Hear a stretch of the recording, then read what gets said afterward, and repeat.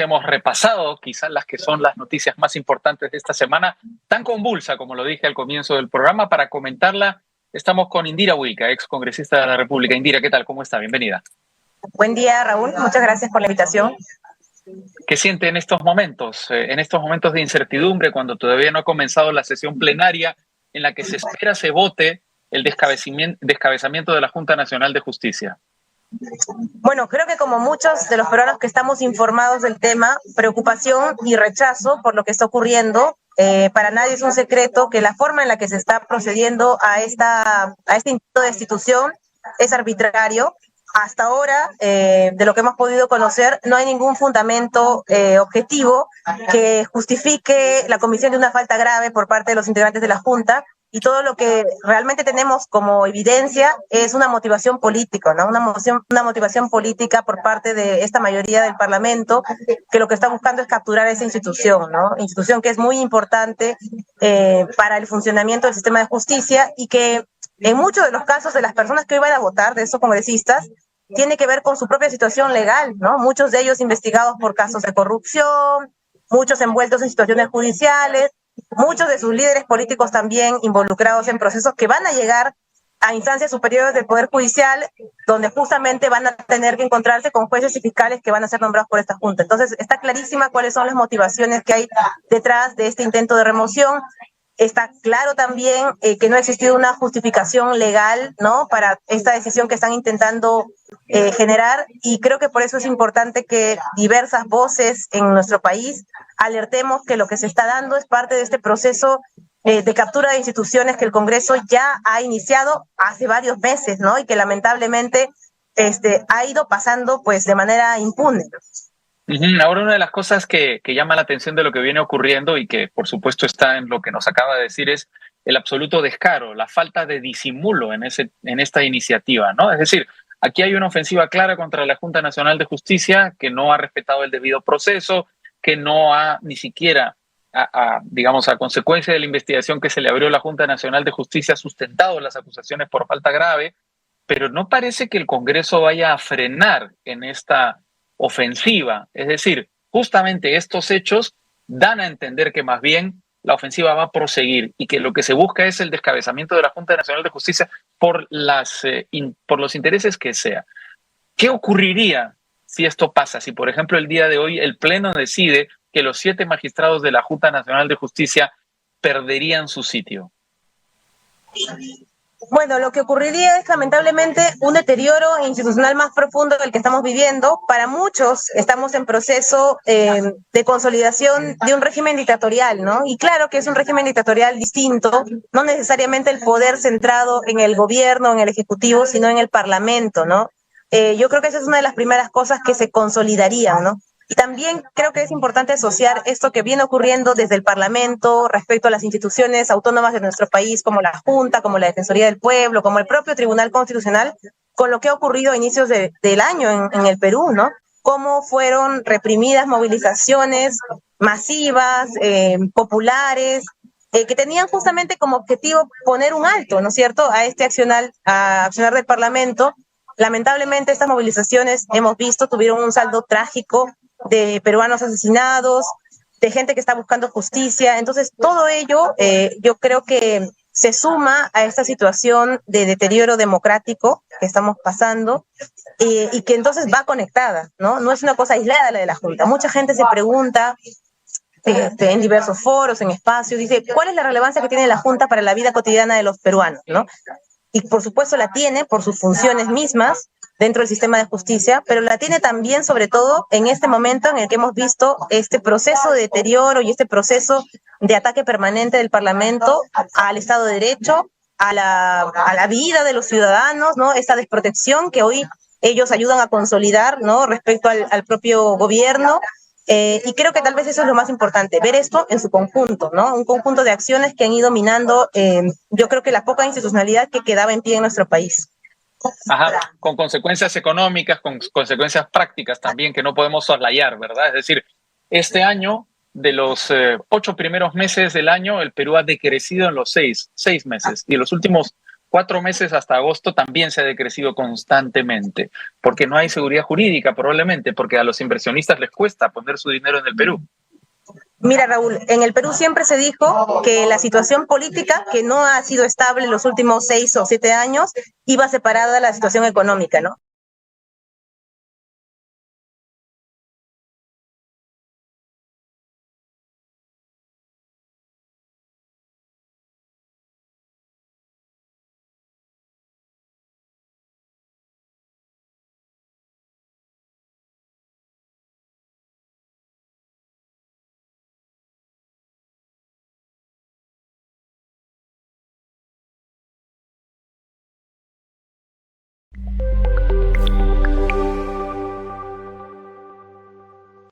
Con fibra Movistar y Movistar TV vas con todo, con más velocidad, con el mejor contenido exclusivo, con toda la emoción de las clasificatorias por Movistar Deportes y además con Disney Plus y Star Plus, todo sin costo adicional. Pídelo al 0800 11 800. Movistar, con todo.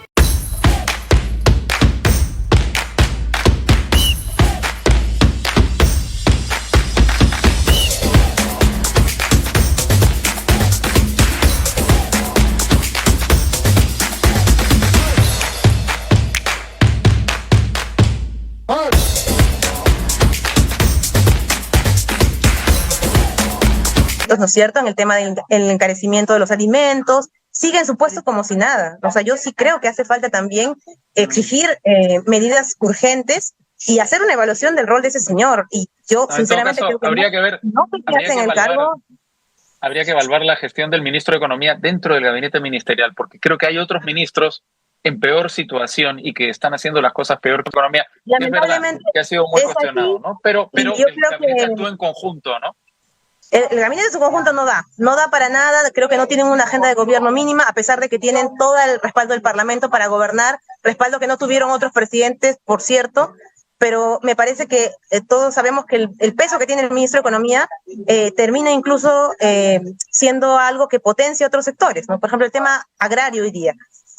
Hay una sequía que ha estado, digamos, presente en la discusión pública hace varios meses, no se ha tomado ninguna acción, y eso es algo que está impactando directamente, por ejemplo, en la subida de los precios en la ciudad de Lima, ¿no es cierto? O sea, no es algo que está desconectado, no es un tema solamente del sector agrario, que probablemente no está haciendo su trabajo bien, pero en donde el tema económico y el sector economía tendría que haber tomado medidas, por ejemplo, que permitan dar un soporte a los productores agrarios y evitar el impacto en los precios en las ciudades, por ejemplo. No se está haciendo nada. La preocupación y la pregunta es, ¿cuál es la agenda frente a la crisis económica, ¿no es cierto?, de la señora Boluarte, su ministro de Economía? Y yo sí creo que eso no puede simplemente quedarse como una interrogante al aire, ¿no? Tendría que haber una exigencia respecto a eso, ¿no?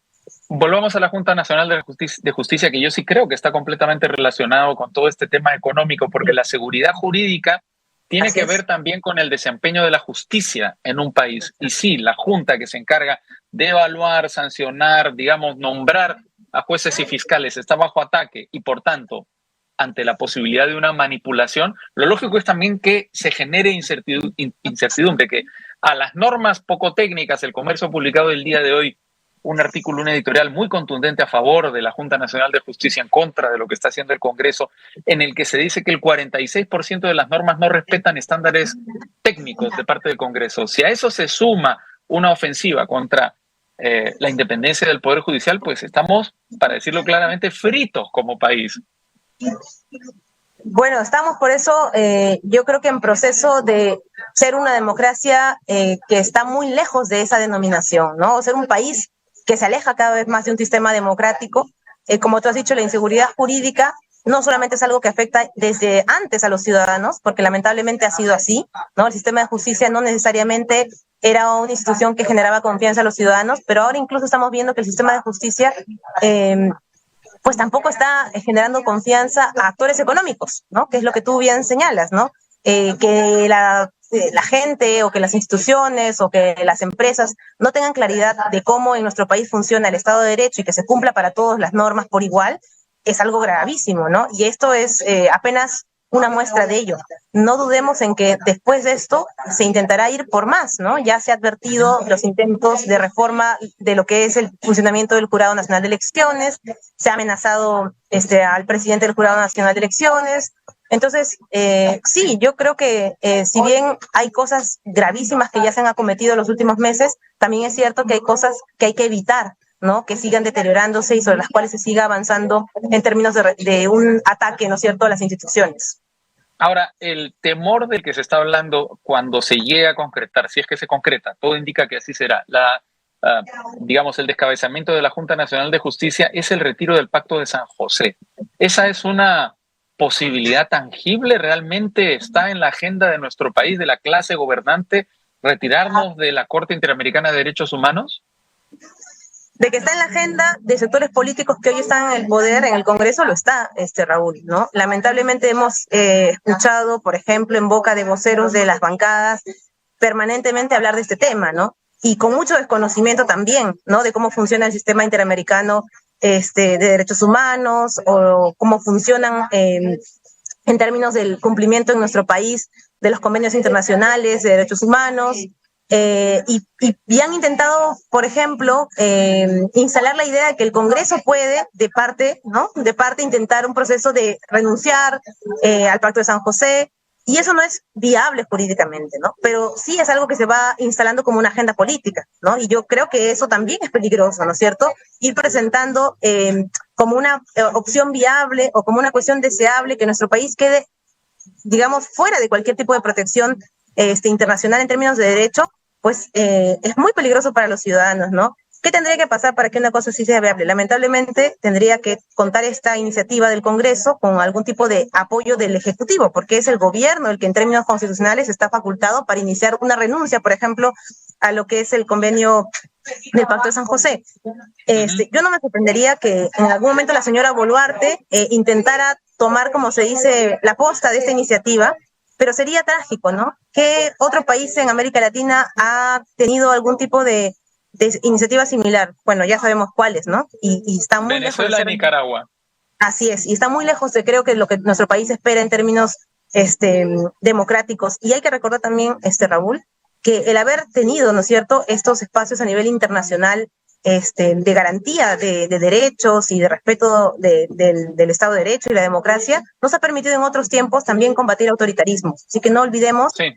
Para quienes hoy día también están haciendo el juego, yo diría que no solamente es lamentablemente la derecha más recalcitrante, sino también sectores como Perú Libre, como el bloque magisterial, que creen, ¿no es cierto?, que haciéndole juego a estos señores acumulan en una agenda política, pero que no olviden que ha sido justamente esos mecanismos internacionales el que nos ha permitido en otros momentos defendernos de autoritarismos como país. Entonces, pero el problema, Indira, a mí me parece muy importante lo que acaba de decir, porque el problema no es ideológico. La ideología ahora mismo no existe en la práctica, lo que existe es una confluencia de intereses.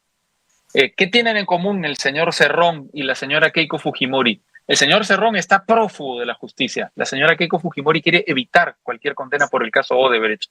Al mismo tiempo está el señor Luna y otros personajes que están empujando intereses mercantilistas. O sea, que no nos engañen tampoco, porque no se trata en realidad de un problema de política. Son problemas prácticos de estas personas que quieren resolverlos a través del control del aparato estatal. Mira, hoy día tenemos, como tú dices, personajes políticos, ¿no es cierto?, que lo que están haciendo es usar la política y usar digamos, el poder que ha sido delegado por parte de los ciudadanos a sus congresistas para defenderse efectivamente de sus cuestionamientos personales, ¿no?, legales, judiciales, penales, ¿no?